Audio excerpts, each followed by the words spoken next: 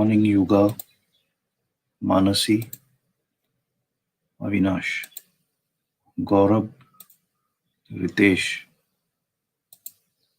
Achal, Durvesh, Ashutosh, Swarada, Kirti, Devarshi, Pooja, Praveen, Mitali, Anuja, Prachi. Very good morning to all of you all as well as the others who have joined. Yesterday, I suppose there was a problem regarding the volume because I was playing it on YouTube. So possibly the YouTube browser was using my microphone. I don't know, but I hope I am audible today.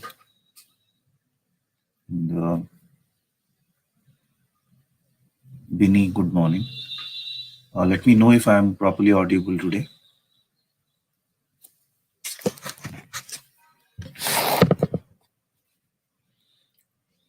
Can somebody please post a comment that I am okay? Thank you, Mitali, for informing me that I am audible today. Before we start for the day, Anjali, good morning. Ishwari, good morning.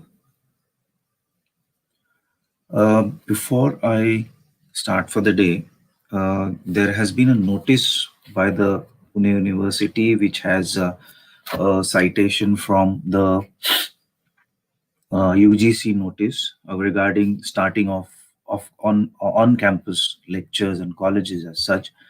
A number of students, Gaurav, good morning. Pooja, good morning. Yeah, Sheetal, good morning as well. Let me tell you that, okay, the UGC has come out with the guidelines. The UGC, and this is the wonder of geography, why we should be knowing this as such. India is a diverse country, diversity in every sense, and in fact, if we relate this diversity to the corona pandemic again, it has been very diverse. Some states are doing absolutely well as far as the problems in the good morning.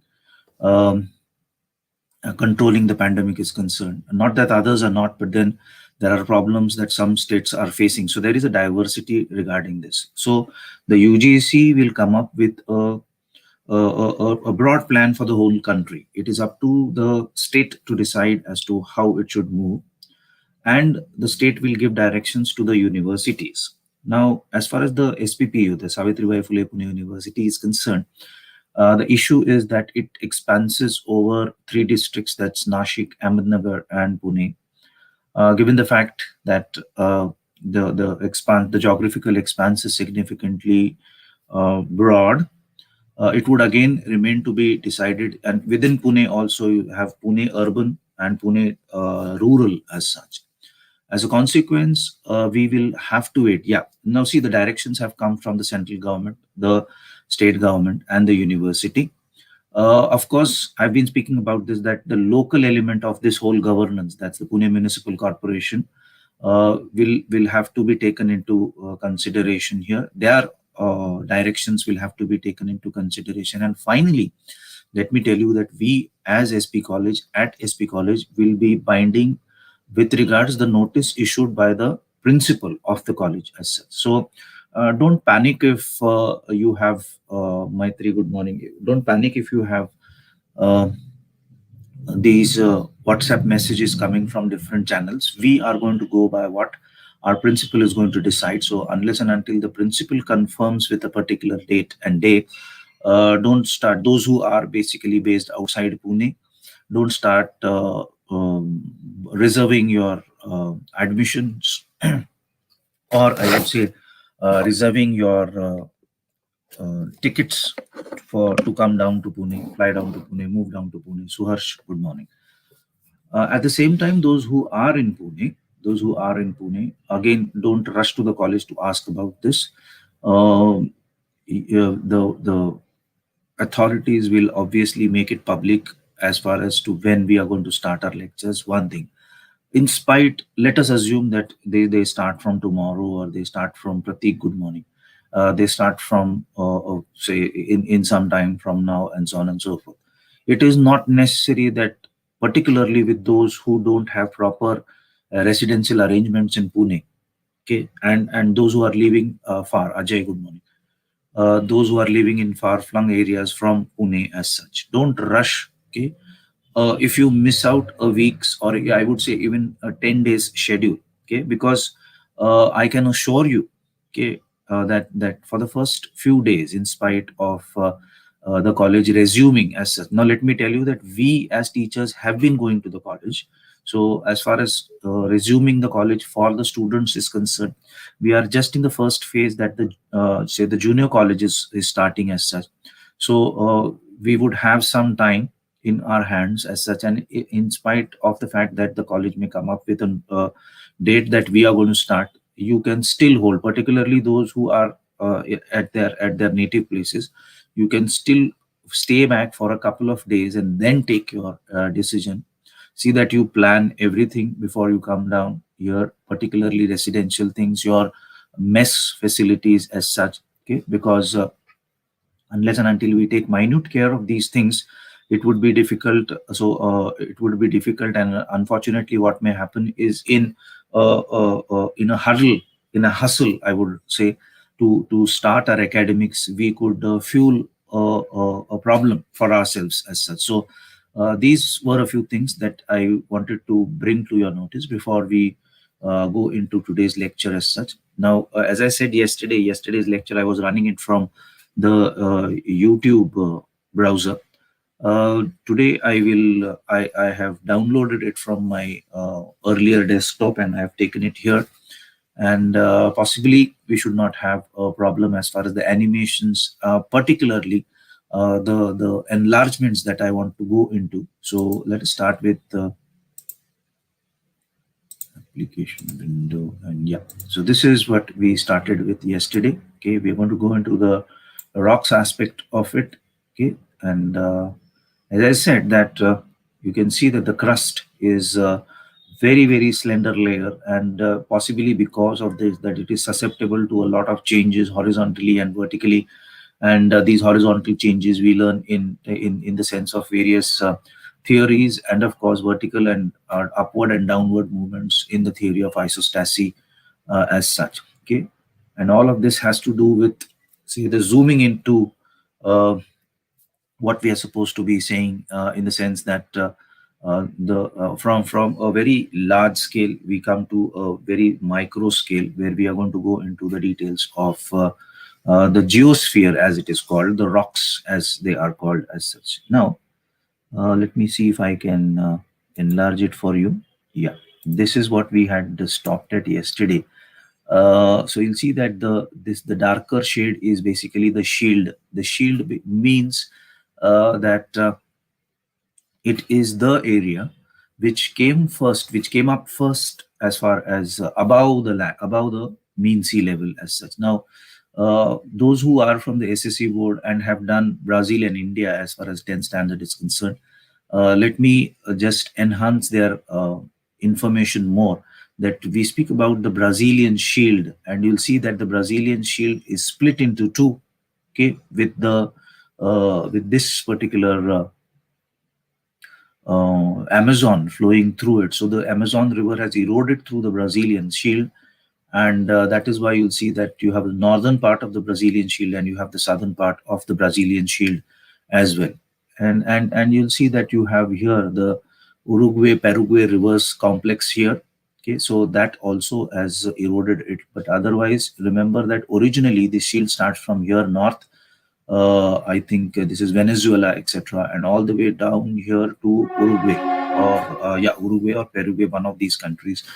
Okay, then this color is going to be the platform, and then you have origin. Origin is basically the mountains as such. So you'll see that this texture matches with the Andes here. Okay, fortunately, in this enlargement, we have the South American continent, which literally has every of these phases as such. The bluish colors, okay, it's the basin. So it's this is the basin as such. And then you have large igneous provinces. So igneous provinces meaning that you have had volcanic eruptions here. So here is one igneous province. You can see one here also as such. And in fact, if you remember with regards this igneous province as such, If you remember, I said that the richness of the Nile, I don't know and I don't recollect whether I have spoken about this to you or I have spoken about this to the BA class as such, but the sustenance of the Nile Delta here, okay, is because of a river that comes from the Ethiopian highlands, and the Ethiopian highlands are igneous, so they bring in a lot of silt, and the richness to the soil as far as the Nile Delta is concerned is because of this and not from the origin. Because you'll see that the length of the Nile is so huge, 6,500 kilometers. There is every possibility that while it travels, the richness of the minerals may be dropped down. So it is from here that it comes, and then nearer to India, you'll see that this is the igneous province as such. Okay. Then you have extended crust. Okay, that means around the shields you are going to have say the development of the crust as such. And yeah, to remember about it, when we spoke about Wegener originally speaking about the jigsaw fit, and then people criticizing him that they were not matching. Okay, you'll see that this extended crust is important. Presently, a large portion of this, you'll see that it could be beneath waters as such, particularly this part, you'll see, as far as South America is concerned. Then you'll see that as far as this part in the Gulf of Mexico is concerned, this Labrador, and then here also, okay, you'll see that the area around England and so on and so forth, the British Islands and so on and so forth. If you match the jigsaw this way, then you'll see that it fits to a significant aspect. Okay. Anyway, so this is the the geological provinces as such, and you'll see that as far as the ocean basins are concerned, here they have also said that the darker ones are more than 65 million years old. The light ones, the mid-light ones, are 60 to 65 million years old, and the light blue is significantly fresh. If you remember, I spoke about paleomagnetism. Here again, if you are, we are going into the details of the years of this. The lightest one is toward the center. The lightest one is towards the center. So this is the fresh igneous rocks. Then the older ones, and the oldest is at the maximum distance from the mid-Atlantic ridge as such. So as I said, that when we learn about geography, there are so many integrations and interconnections that we may be reminded of a few things and the confirmations that we should actually be going into when we are doing something else, in the sense that presently we are doing the rocks, but then rocks are made out of these processes, isn't it? So we should be understanding these aspects also. I was not able to put this up yesterday in the real sense of the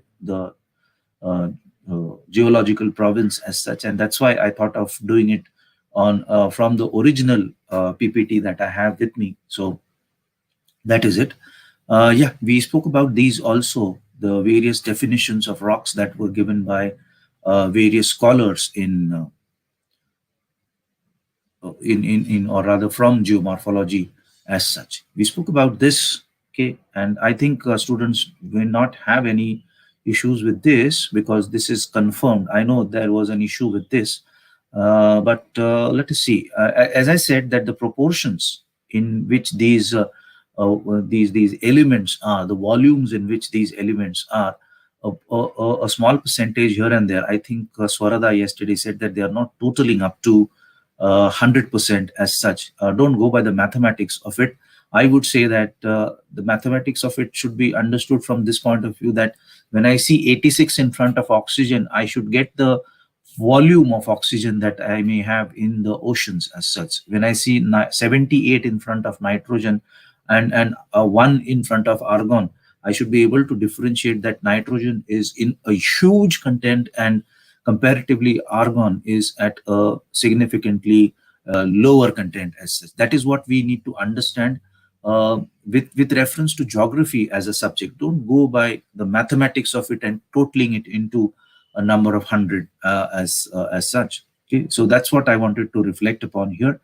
And yeah, now today we have a very broad aspect of the rock cycle as such. The primary rocks, the igneous rocks, will either erode or they will melt. I'll of course go into the zooming in of this also. The formation of this comes from the volcanic activity, and you will form igneous rocks which will be eroded on one side, this eroded sediment is going to be deposited, and you're going to find the sedimentary rock. The very reason this is called as a rock cycle, okay, is the fact that on one side it will be eroding to form the sedimentary rock. On the other side, it will be heated and pressurized to form metamorphic rock as such. Okay. Similarly, the sedimentary rock will go into melting to form magma, which will again come in the form of lava and eventually igneous rocks.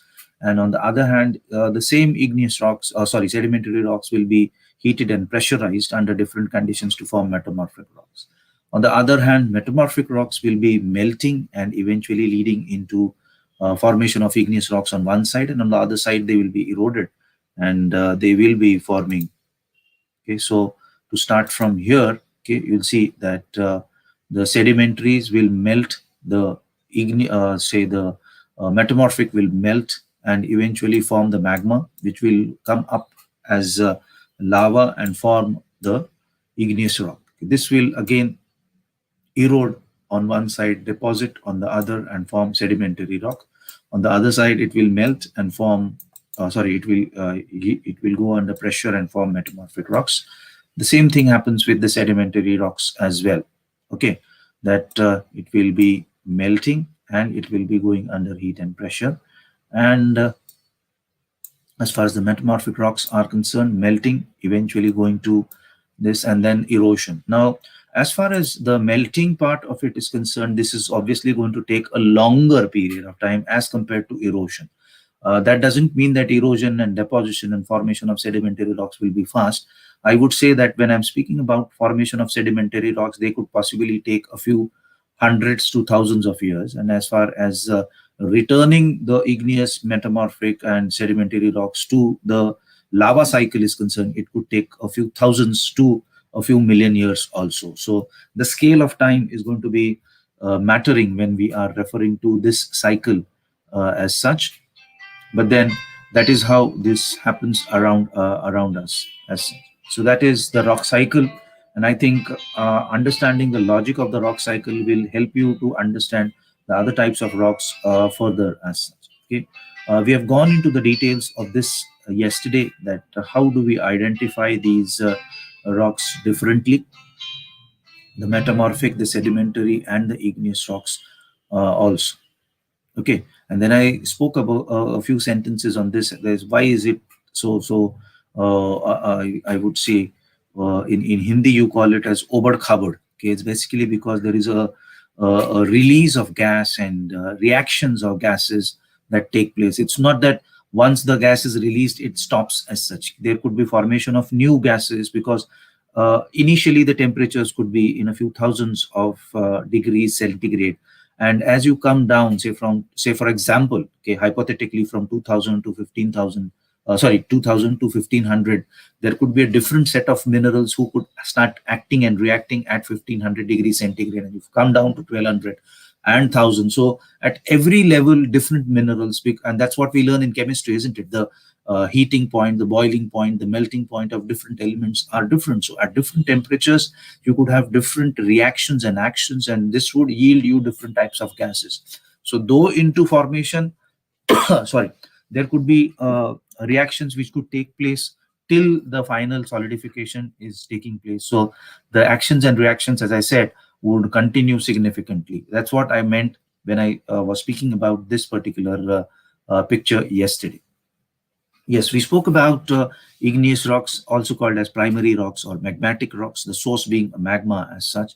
And if I would enlarge it for you here, okay, so you'll see that it is solidified from a molten condition as such. Then intrusive and extrusive rocks, we are going to go into the details of that. And the volume of extrusive rocks, okay, you'll see that extrusive rocks are this is something that I missed yesterday, and smaller fonts make us miss that as such.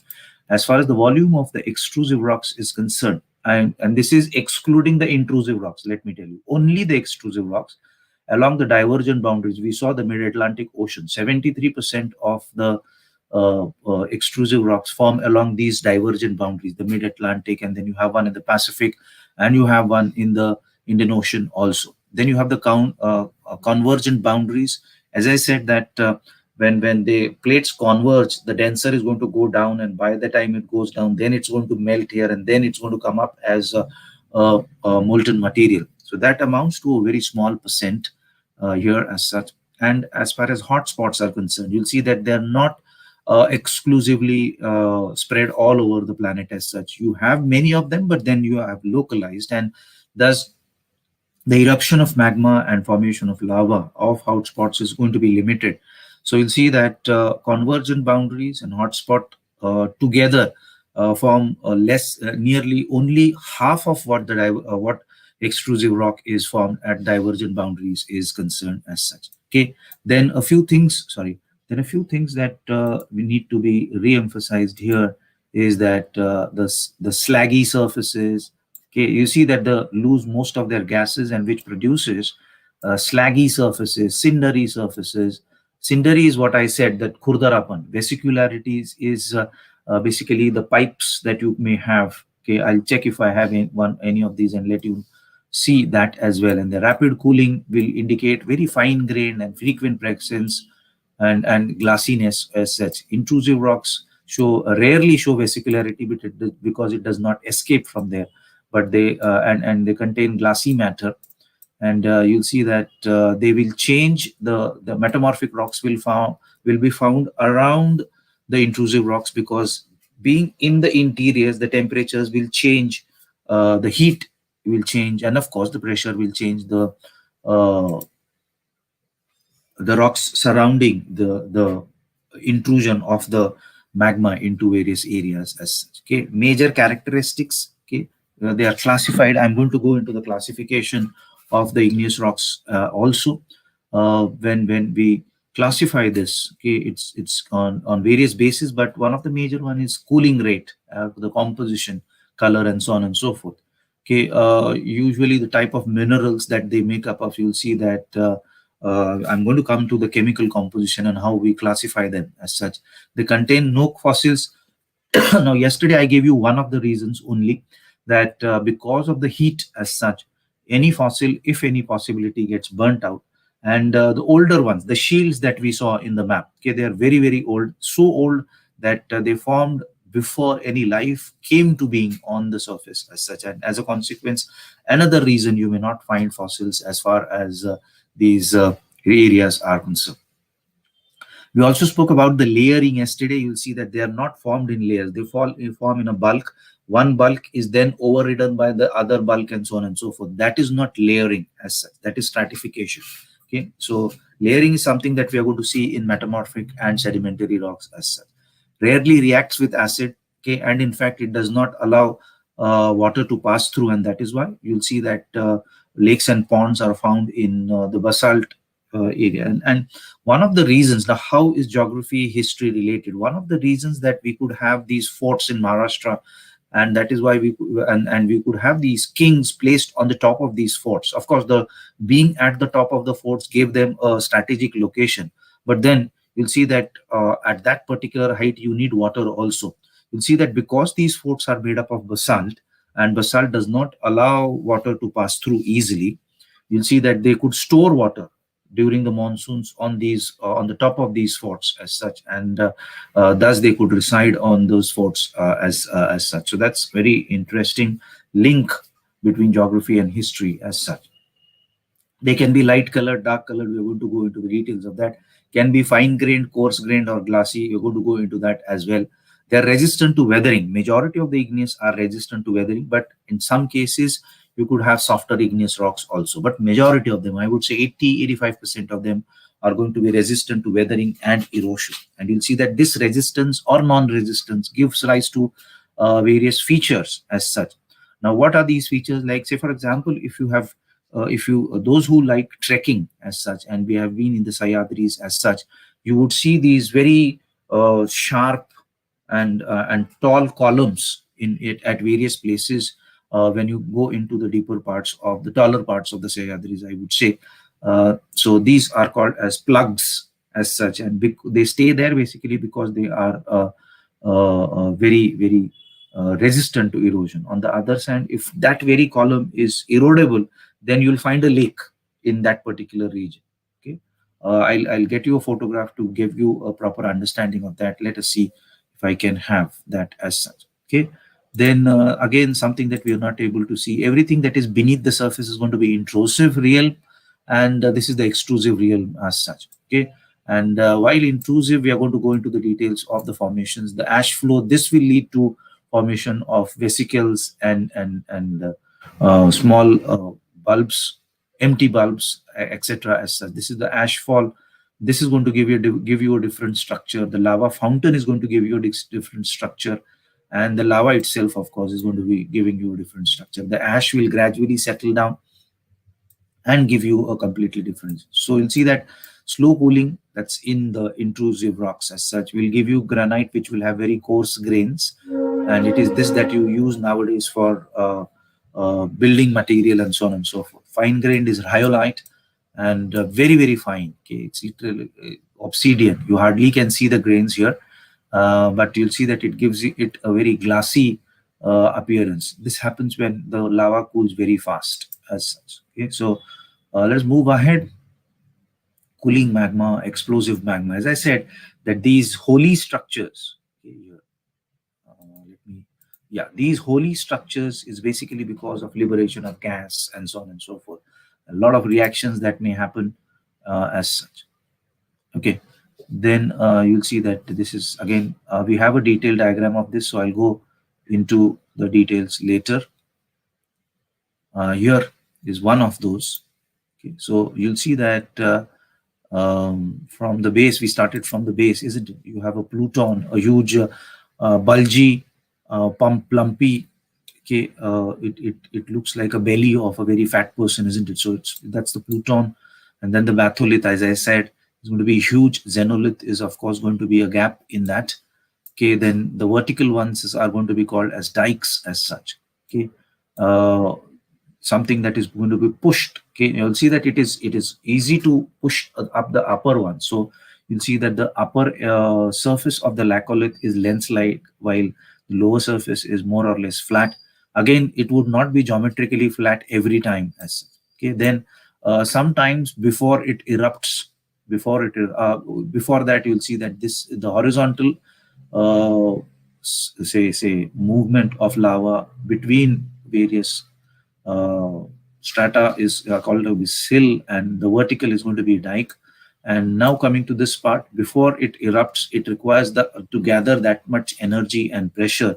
So you'll see that magma keeps on arriving and staying here, and that is why it is called as a magma chamber. One fine day, it gets the courage and the energy to just break through this, and that is how this is going to go bang, and it's going to open up as a volcano. Sometimes there is going to be a subsequent flow, and on a major volcanic mountain, you'll have one particular area which is going to open up once again, and you form a smaller mound, I would say, on the major mountain as such, and such cones are called as parasitic cones as such. This is more to explain. Okay, as I said, this is the batholith.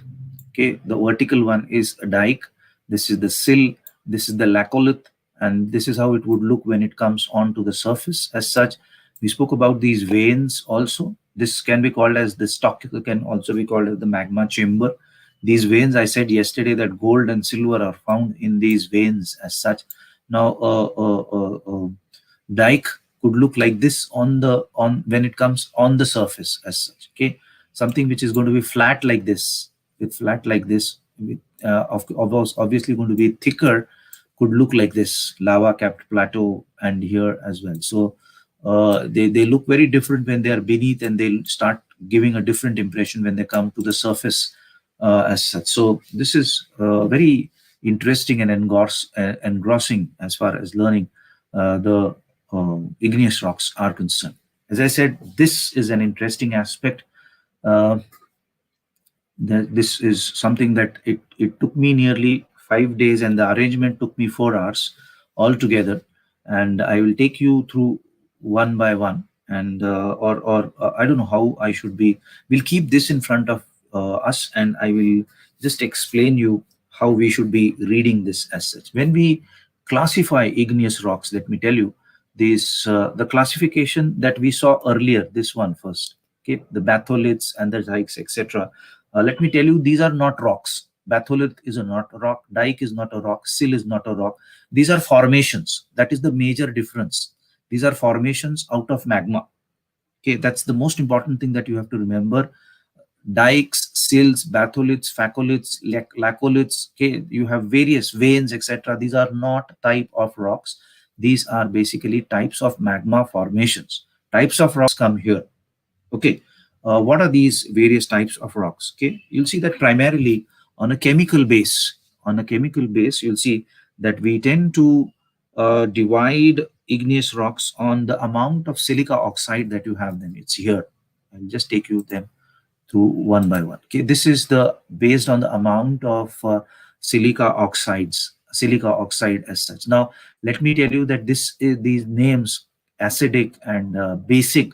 This is not the chemical sense of it. Okay, somebody found it easier to be used, and that is why they are using. That does not mean that the rock is acidic. Now, then, what does this acidic term mean? Acid IR here stands for igneous rock.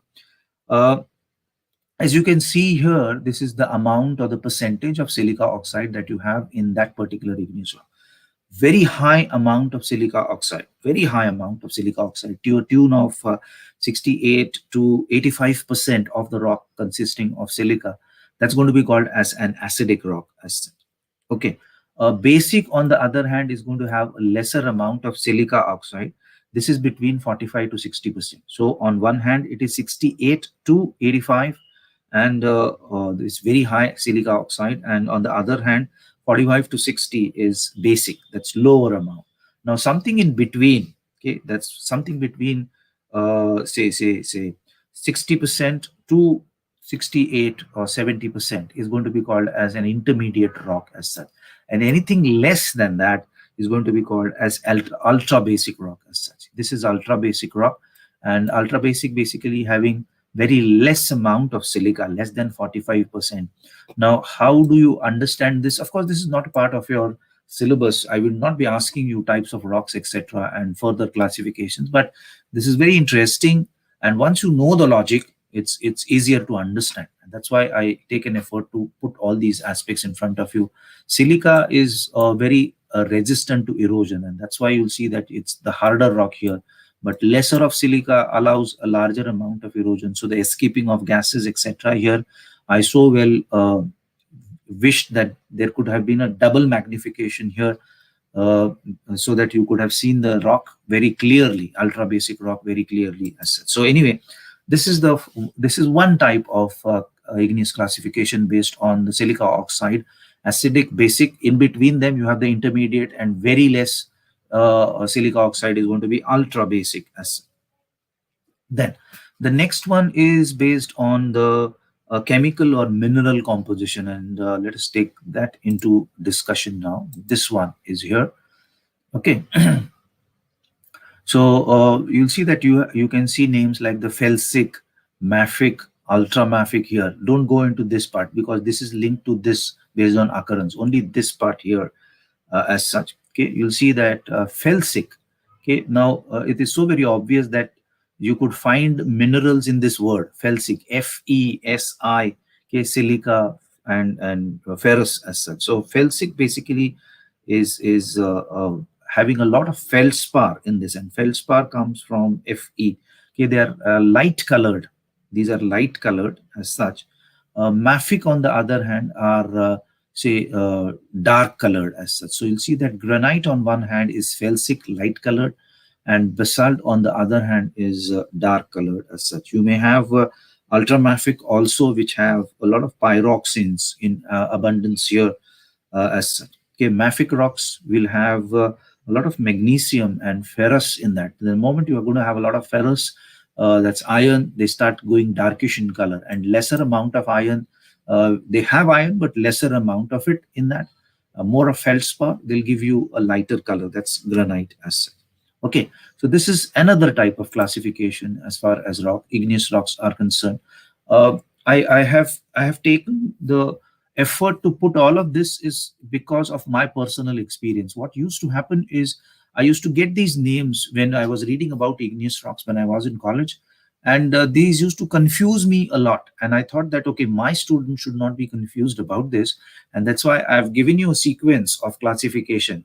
Okay, so next time you come across igneous rocks and you read about them, see that you are not confused. So when you read the term ultra basic, it is basically related to silica and silica oxide. On this other hand, ultra mafic is something related to the mineral composition. So remember that as such. Don't get confused thinking that ultra basic and ultra mafic could be related to each other. No, they are not related to each other. One is more related to the silica oxide content. The other is basically related to say the content, that's magnesium and uh, iron content in that acid. The third type of classification is something which is based on the texture. How is the texture? We said that as the lava tends to cool, or as the magma tends to cool, as such, okay, the cooling, how good the cooling is, or how fast the cooling is, how slow the cooling is, it will decide the coarseness of the grains. And you'll see that it is on those grains that this is going to be classified. Okay, so very coarse grain, large grains, you can literally see larger grains in the rock. Okay, visibly see the larger grains in the rock as such are called as pegmatite igneous rocks as such, or sometimes they are called as pegmatitic also. Pegmatite, you can call it pegmatite or pegmatitic. Remember that pegma is basically large grains, as such, very large grains, and you find them in granite particularly as such. Okay, uh, the grains are not, and these happen when the cooling is absolutely slow, and it takes its own sweet time to cool down as such. A bit faster will lead to phaneritic or phaneritic, which are coarse, but they are not as large. They are visible, but they are not as large as the pegmatitic ones as such. They are visible, okay, but not as large as them as such. Amphonetic is basically fine grained. They're not necessarily that easily visible. They're still visible, but they're not that easily visible. And in fact, phaneritic and amphonetic, these come from Greek origins. Phaneritic is visible to eye, and amphonetic is not visible to eye, naked eye, that is. That is the basic difference. Okay, and without any grains of say, sometimes you may have them uh, without grains of any size as such, without grains of any size, very very small. Okay, like say you see obsidian here, this you hardly can see the grain here, so that's going to be called as glassy, and because that's very polishy also as such. Okay, and finally you have you have propheritic. Okay, propheritic is mixed grain. I have written it in brackets there as such. Propheritic is mixed grains. You'll have larger as well as smaller. Now this happens when there are phases of cooling down. Sometimes it's going to be faster, sometimes it's going to be cooler, and that's why you are going to have propheritic grains as such, which are going to give you mixed grain structure as such. Sometimes you have fragmental igneous rocks. Fragmentals is they are separated into fragments. Now these necessarily have to be extrusive rocks, because when the volcano blows and it throws up this matter, they will just fall onto each other, and they will look like lumps that are joined to each other. They look like lumps that are joined to each other. That's called as fragmental igneous rocks as such. Okay, so these were the few basic ones, and then on the mode of occurrence also, you have one more. This is the more common one. This is taught in the schools more, to say, I would say. The other ones are core into geology and higher levels of geography, I would say. On the mode of occurrences, I've already said that it's intrusive and extrusive volcanic rocks. Okay, and intrusive are going to be plutonic, that's very very deep, and hyperbasal, which is going to be not that deep as such. Okay, this is one side, and the other one is extrusive, is further. Okay, you'll see that if the volcano is very quiet, okay, it does not make much of quiet. Basically means less of chemical activity, isn't it? So scoria, etc., are the rocks which form out of quiet volcanoes. Andesite is another example of that. But on the other hand, you have an explosive type So you'll see that you have lumps which stick together. Okay, as you'll see that pyroclastic, and you'll see that here again is the word pyroclastic. So there could be interrelations, but I don't want to confuse you all further. It's only that I'm giving you an idea into various types of classifications. And remember, as far as sills and dikes and facolites, lacolites, these are not type of igneous rocks. These are types of magmatic shapes. Okay, so let us be very clear about this. Okay, that sills and dikes and facolites and batholites and lapolites are not igneous rocks. Igneous rocks are here in front of you. The classification is in front of you, from left to right, based on the texture of the grains, based on the silica content, based on other mineralogical components, and based on the occurrence of where actually they are placed as such. Okay, so that is as far as igneous rocks are concerned. I hope you don't have any further difficulties as far as understanding igneous rocks are concerned. Knowing the economic value of these and then putting it into commercial business is another sector of igneous rocks. Not only igneous rocks, any type of rocks otherwise as such. Now let us move on to the sedimentary rocks. We have seen earlier that as far as sedimentary rocks are concerned, sorry, let me see where it was here.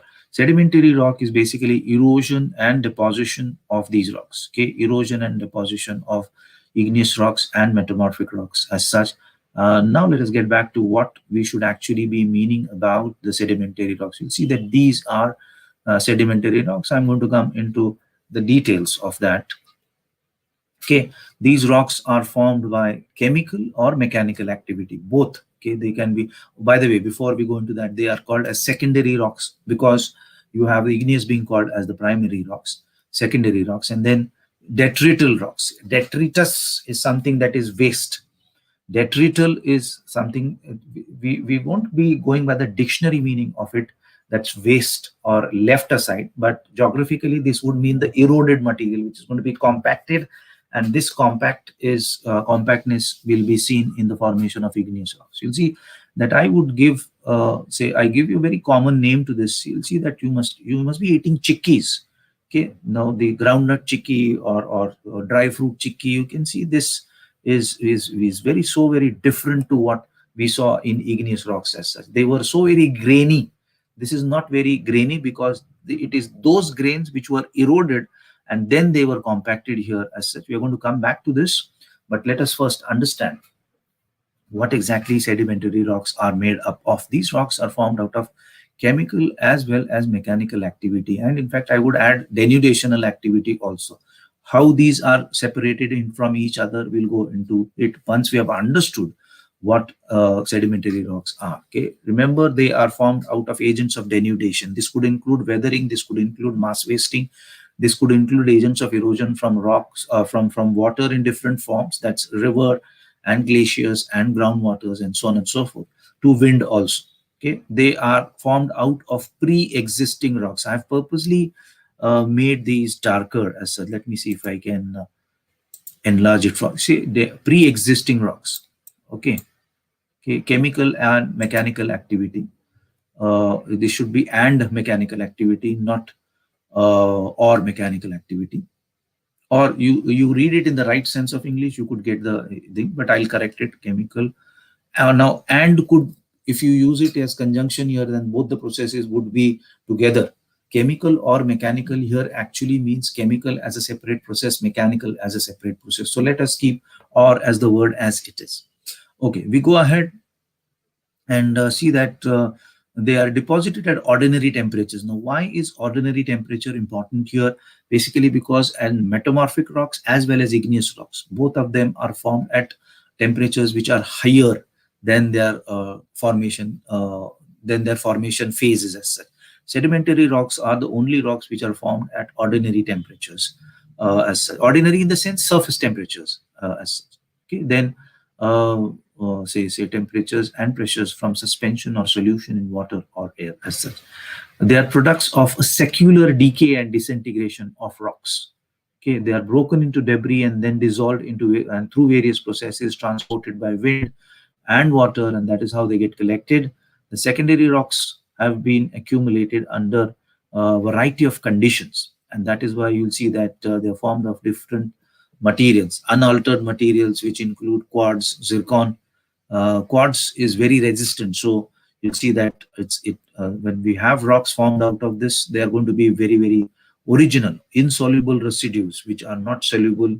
Okay, aluminum silicates for example, and then you have other ones which are formed out of soluble substances like salts of potassium, sodium, calcium, magnesium, iron also, and of course silica as well. I repeat again, you just keep in mind what you can understand, particularly the details. If you, even if you don't keep in mind, if you're not able to follow that, it will not matter. We are going to do this topic very superficially. Okay? This is something extra that I've given, that I'm trying to give you. If you can get hold of it, fine. If you don't, it does not matter much. This is how a few sedimentary rocks look like. The sources are from Wikipedia. Okay, and you'll see that these have been taken from this website that I've purposely kept, so that I would not be claiming it to be mine. It's shared from someone.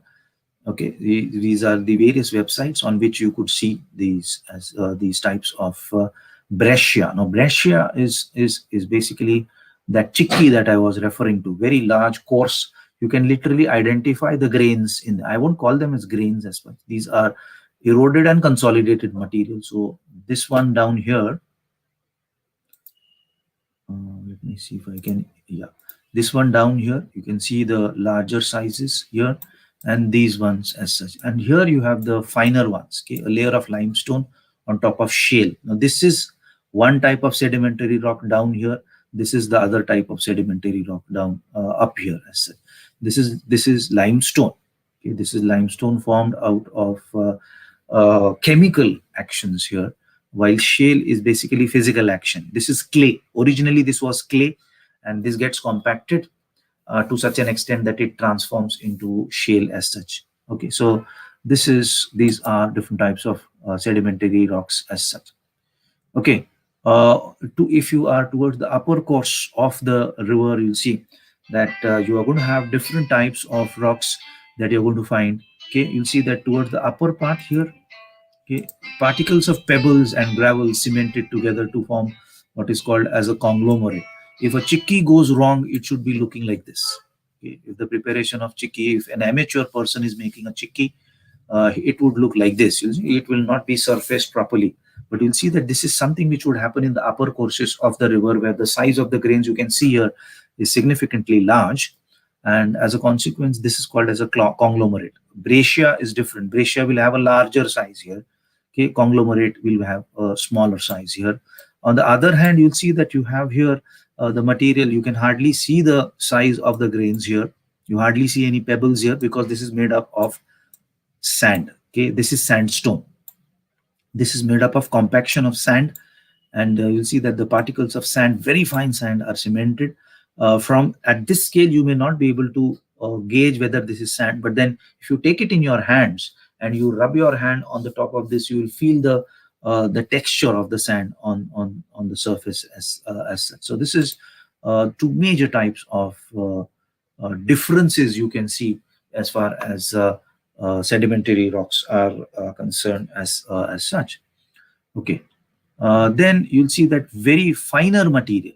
Okay, you go further fine. Okay, you started from very coarse material here, and I'm considering sand also to be significantly coarse, though we are not able to see. I'm considering it coarse basically because when I'm going to touch the sandstone, I can feel the texture of the sand on it. But I go finer. Okay, you'll see that silt. Okay, I'll just enlarge it for our benefit. Okay, particles of silt cemented together, it forms siltstone. Let me tell you, this is going to be very heavy, and you'll see that it's going to be very fine. If I'm trained to feel rocks, then I would be able to get the texture on it. It will still have a texture, but it is not going to be as coarse as sand. But you'll see that if I feel it, and as I said, if I'm trained into it, I will be able to identify it as a siltstone. Further fine, okay, you'll see that when mud comes together, this is what a mudstone looks like. Both siltstone and mudstone are going to be significantly heavy. Okay, a small chunk of it is going to be heavy. On the other side, you'll see that conglomerates, etc.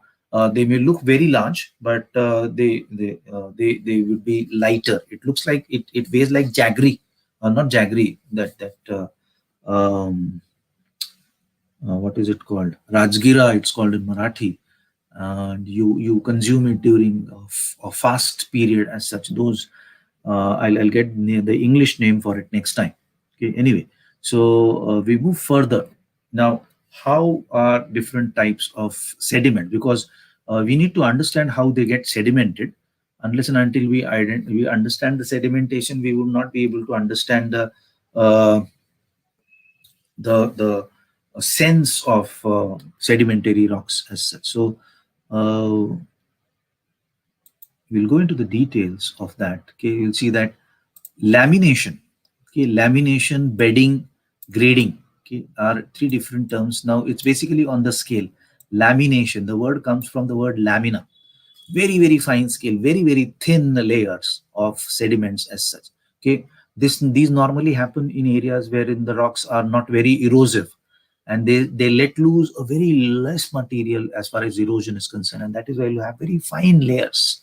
As and that's why when you compare lamination to bedding, okay, these are coarser firstly, and second, lamination, let me tell you, is going to be very fine. Okay, bedding is going to be a bit coarser, and you'll see that the beds are going to be a bit thicker when you compare it to lamina.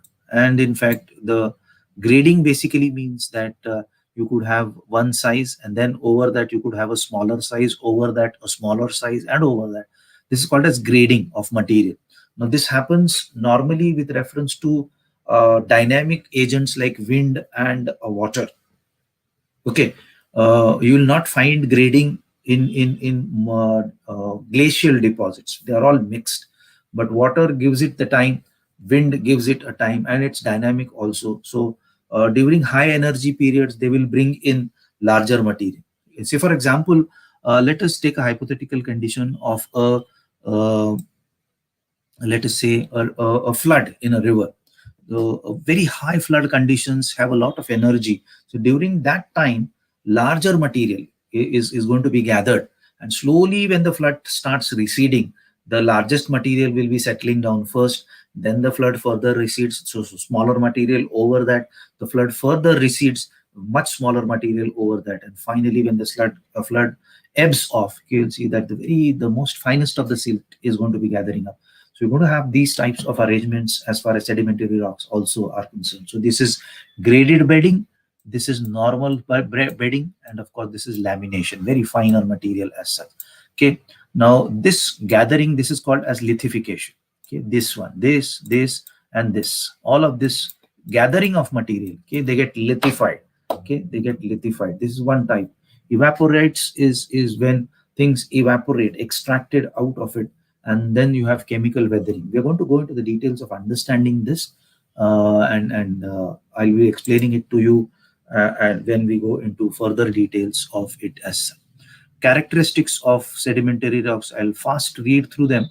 That most of them are clastic. Now, what is clastic? We'll come to that. Containing horizontal sorting or layering beds. Some may contain mud cracks, raindrop impressions, also ripple marks. We'll go into the details of that. Okay, you'll see that this is how sedimentary rocks normally go into formation, from weathering to erosion to deposition and finally cementation. You'll see that weathering from here, erosion. Okay, you'll see that this solid material keeps on moving here. Gradation will take place, deposition will take place here, and eventually this will form here as I will stop here for the day. I will go into the classification. This is again something that I have created, and we'll go into the details of this when we meet possibly next time. I will end my show here, and yeah, so that's all as far as today's lecture is concerned. If you have any problems on anything that we have done to now, you could just post your questions in the comments, and I will try to give you the answers to this.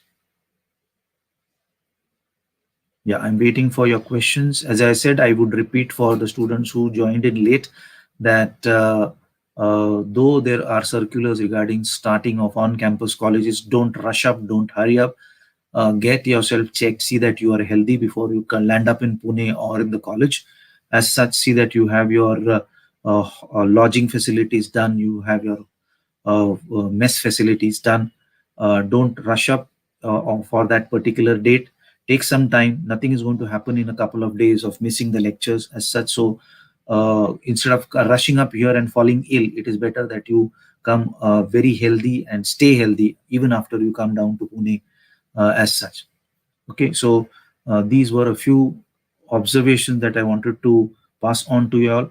We will wait for our principal's official notice as far as starting of our college, SP college, is concerned, and it's only then that we will take a decision about attending or coming on campus to the college as such. That's all for the day. If you don't have any further questions, I would call it off as of today. Hope you have enjoyed and learnt a few things as far as the various types of rocks, and hope that I have been able to uh, say clear off the cobwebs, particularly regarding the mixing normally that we have as far as the tops of as far as the type of rocks are concerned. Harshal says lithification.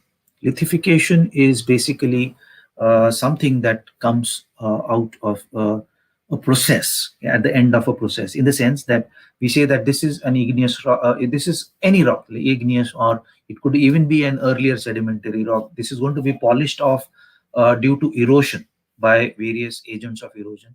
Now, the material which is going to be polished is going to be carried off somewhere, and it is going to, if this is the surface, the material is going to brought here, and it starts gathering here. Okay, the next stage there will be more material and more material and more material. So this is going to stay there in various strata. Now, once it stays in strata, what happens is eventually it may be the water which is flowing above this. The weight of the water is going to compact this. This is going to cement this. This is going to be pressing this. Now, normally there are what are called as cementing agents also. Okay, so it is cementing agents is nothing like but something like a gum. Okay, it puts all of this together. Okay, it could be due to the pressure, it could be the chemical component of the cementing agent. All of this is put together and it gets lithified. Lithified is nothing but very similar to cementification, cement as such. So that is what is lithification is made up of.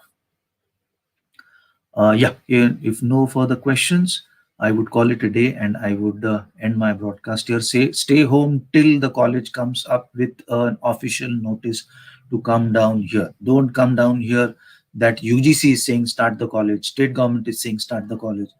Wait till your college says that the vacation is over and come on. Okay, I know we are very eager to land up into the college campus as such, but this should not be at the cost of our health. Okay, so see that you take decision very, very wisely. Thank you for the lecture for this particular week. We'll meet next week. Till then, bye. Thank you very much.